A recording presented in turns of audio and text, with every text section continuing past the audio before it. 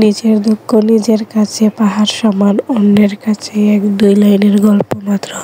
তো আসসালামু আলাইকুম এভরিওয়ান, সবাই কেমন আছেন? আশা করছি সবাই অনেক ভালো আছেন।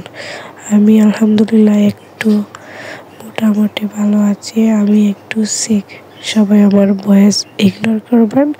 এবং এটি অনেক আগের ভিডিও, এটি 10 থেকে 12 দিন আগের ভিডিও। আর আমি আজকে এই ভয়েস দিচ্ছি। আমি ভিডিও মেক করি ঠিক আছে, কিন্তু এডিট করতে আমার একটুও ভালো লাগে না।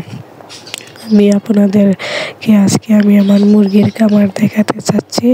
এই যে দেখুন, মুরগিগুলো এই কয়েকদিনে বেশ অনেক বড় হয়ে গিয়েছে। এটি ওরা 10 থেকে 12 দিন আগের ভিডিও, তো তাই একটু ছোট ছোট। এখন মাশাআল্লাহ আমি আরেকটা ভিডিও দিয়ে রেখেছি, অনেক বড় বড় হয়ে গিয়েছে।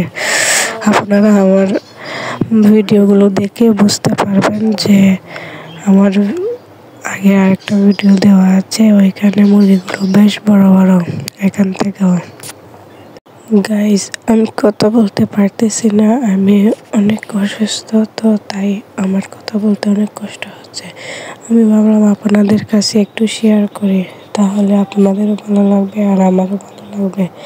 আর এখন যেহেতু ঠান্ডা মৌসুম, ঋতু পরিবর্তন হচ্ছে, তাই ঘরে ঘরে প্রায় সবাই অসুস্থ। জ্বর, সর্দি, কাশি এগুলো তো লেগেই আছে।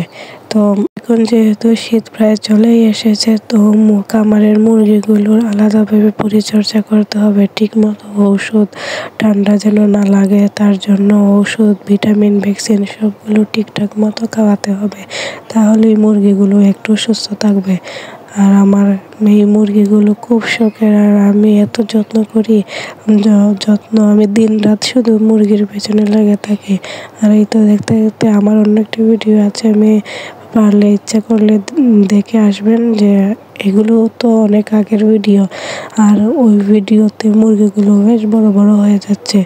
আর নিত্য নতুন টিপস পেতে অবশ্যই আমার চ্যানেলটিকে সাবস্ক্রাইব করে রাখবেন, এবং কিছু জানার থাকলে কমেন্টে অবশ্যই জানাতে বলবেন না। আমি পরবর্তীতে এই কমেন্ট অনুসারে অন্য একটি ভিডিও নিয়ে আপনাদেরকে জানানোর চেষ্টা করব। তো আজকে এই পর্যন্তই। আমি একটু অসুস্থ, তাই আমি কথা বলতে পারতেছি না, আমার অনেক কষ্ট হচ্ছে। তো তাই আমি এখন এই পর্যন্তই। আপনারা ভালো থাকবেন, সুস্থ থাকবেন, এবং আমার ভিডিওটি দেখার জন্য অসংখ্য ধন্যবাদ সবাইকে। আল্লাহ হাফেজ।